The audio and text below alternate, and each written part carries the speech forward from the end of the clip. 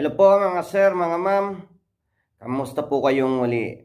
Muli po tayo nagbabalik dito sa ating munting programa. At saan man po kayo naroroon sa mga oras na to, dyan man po ay umaga, tanghali, hapon, gabi, o madaling araw sa inyong lugar. Kamusta po kayong lahat? At sana po ay nasa mabuting kalagayan kayo ngayon. Ayan. So, pagpalang araw po sa ating lahat. At bago po nating sisimulan ng ating talakayan, ay nais ko pong muli magpasalamat sa ating mga viewers, sa ating mga subscribers, napakagandang mga comment. Yeah. Na nandyan po lagi sila na nakasubaybay sa atin. Maraming salamat po sa inyo. Pagpalain po kayo. So ito po mga sir, mga ma'am, meron po kasi akong napanood na video nitong marahil alam nyo to itong Team Malakas. Alam nyo na po siguro ito. Nangyari po siguro ito parang last week ba, ano na ba, kasi kahapon ko lang po napanood kasi busy tayo sa trabaho. Tapos naisip ko pong gawan ng video sapagkat gusto ko lang magbigay ng mensahe dito kay sa Team Malakas, lalo na kay Sir Rendon sa kanilang mga ginawa.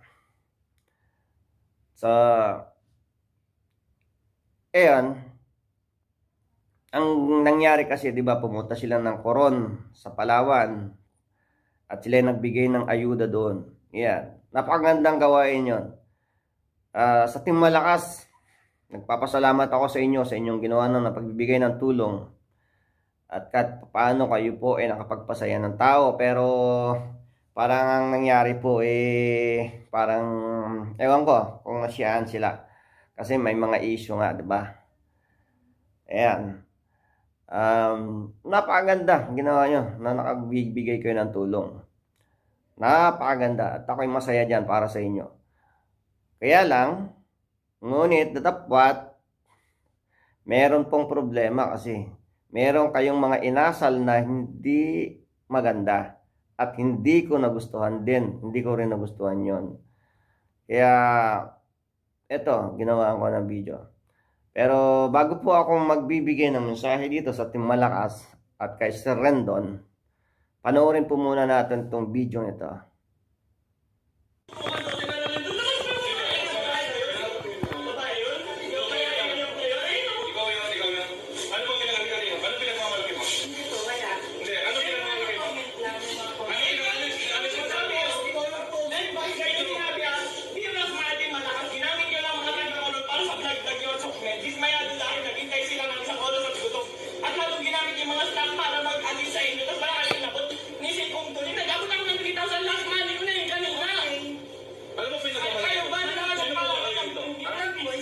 Sino kaya dito, ha? Bakit hindi ka nabigyan? Ay, pumunta kami dito para tumulong at i-promote yung Coron.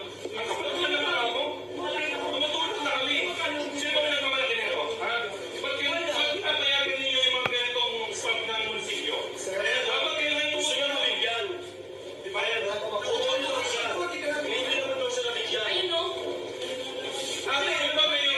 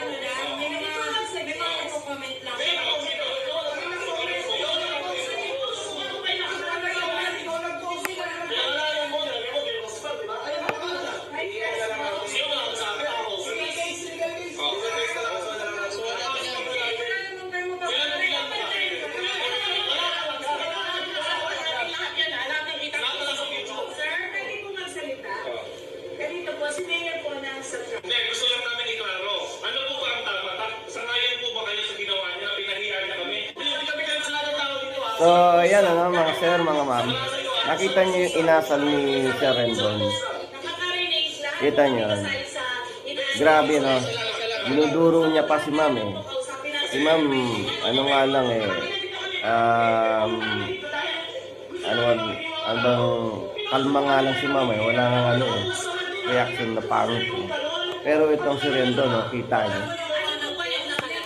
Hindi ba? Grabe yung kanyang ano, ang duduro niya tapos so akala mo naman talaga God damn it talaga. Ba't ganyan ang mga ugali niyo mga tao kayo? Ito nyo mga sir, mga ma'am. Nakakainis po, nakakagalit eh. Makikita mo mga taong kilala na sa social media, sumikat. Tapos ganyan na yung mga ugali nila. Grabe. Alam mo, Sir Rendon, alam ko kung ka eh.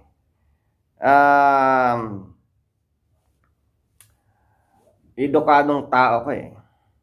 Pero ba't ganyan ang asal mo? Hindi na kayo nagbigay galang dyan sa ano, sa municipality niya. Nandiyan kayo sa Office of the Mayor. Ganyan ang ginawa ninyo. Di ba? Hindi nyo na narespeto yung mayor dyan.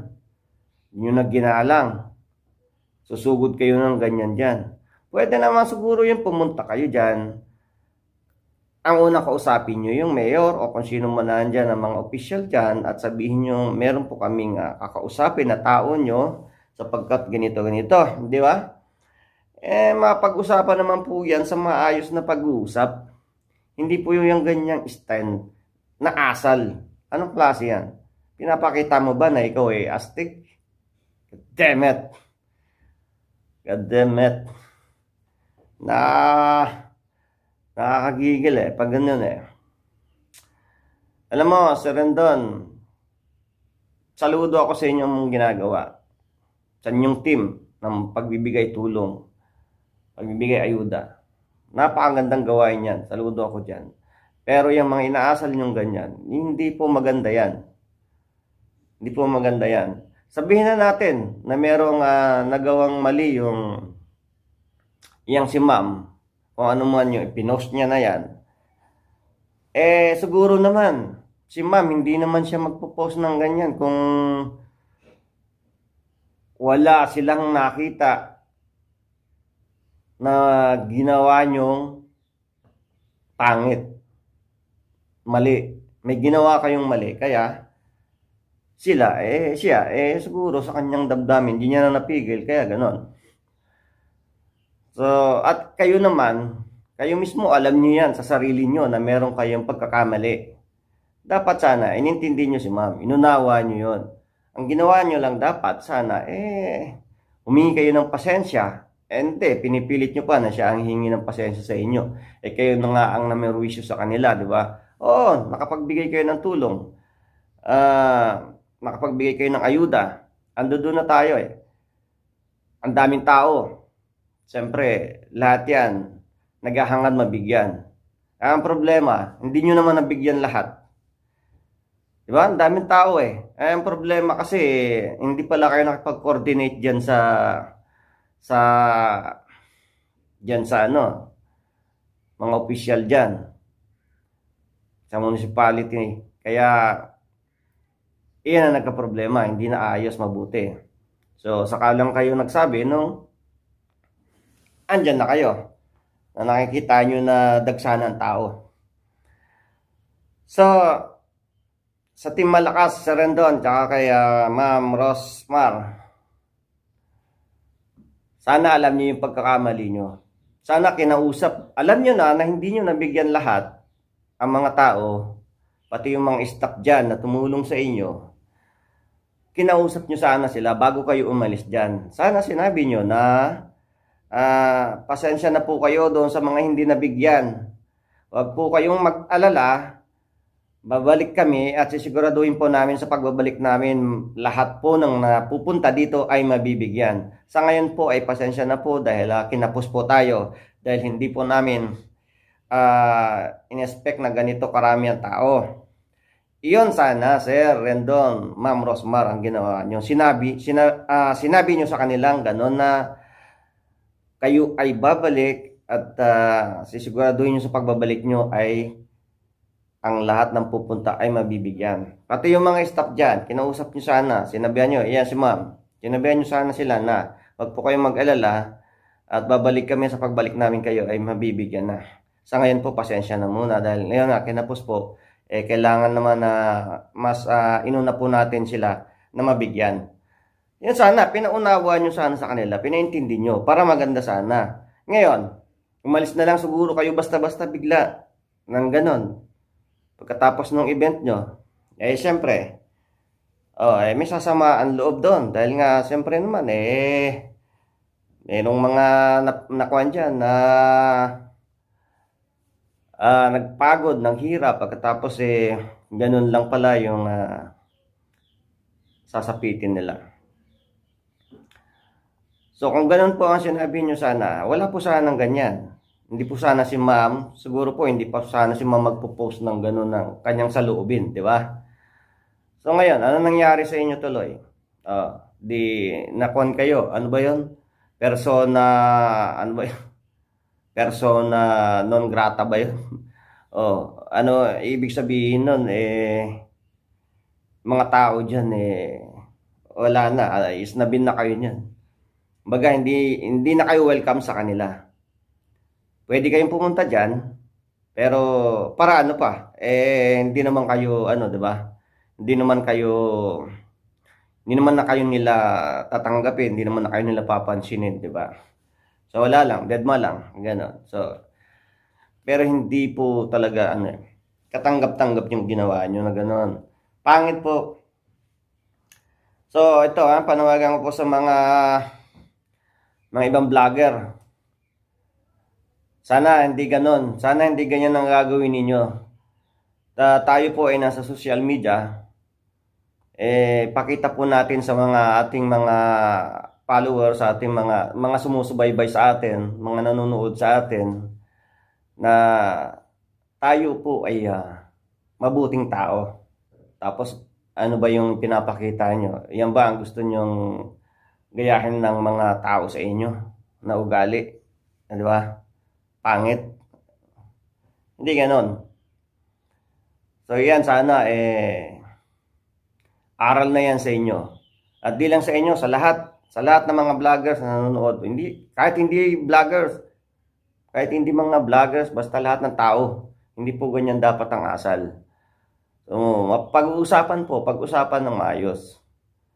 Hindi naman po natin ikamamatay kung tayo may narinig o may nabasa o may nalaman na ganyan na mga na tirada sa atin. Hindi naman natin kamamatay yun Ikamamatay natin yung mga ganun na mga ganun na attitude.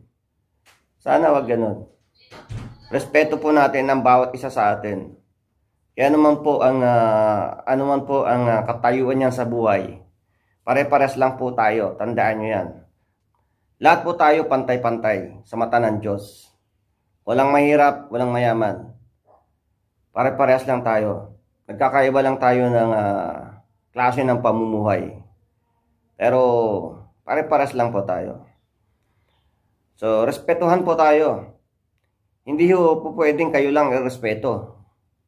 Dapat respeto nyo lahat ng mga tao. Para wala tayong magiging problema. So ayan lang po mga sir, mga ma'am. Sana naman sa itong napanood natin na video na to nila ng Team Malakas, sana po ay magkaroon po tayo ng aral dito, ng leksyon. Kasi hindi ho talaga maganda yung mga ganong asal. So ayan po, tingnan nyo sila ang dami mga vloggers na na nagbibigay ng tulong. Pero nakitaan nyo ba sila ng nakarinig ba kayo sa kanila ng mga pangit na pananalita, 'di ba? Wala naman, katulad nila nung Pugong Biyahero, di ba?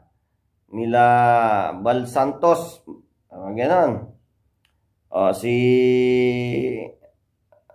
marami dyan eh. Sila lang, tulong lang sila ng tulong.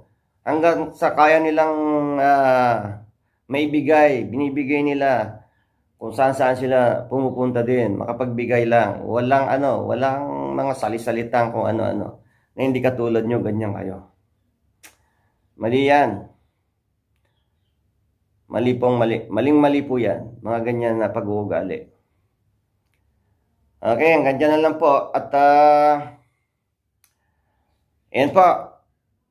Muli po ako po yung magpapasalamat doon po sa ating mga subscribers, sa mga nag-subscribe, mga nanood, mga nag-comment, ang gaganda ng comment nyo. Maraming salamat po.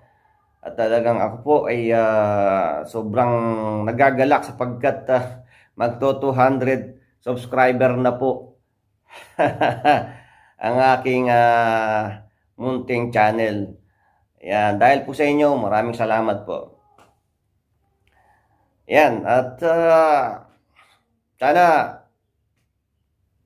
yung mga gusto mag-subscribe pa, subscribe na kayo. Kung inyo pong nanaisin. Kung hindi naman, maraming salamat din po. Yan po. Nagtayo baka darating din ang panahon na makapagbigay din tayo ng tulong sa abot ng ating mga kaya. Okay, hanggang dito lang po tayo hanggang sa muli. At muli po, ako po ay nagpapasalamat ng taos-puso sa inyo. Gabayan po kayo ng Panginoon sa inyong pang-araw-araw na pamumuhay at pagpalain kayo at ang biyaya ay laging sumainyo. Ingat po tayong lahat. God bless you all. God bless Philippines.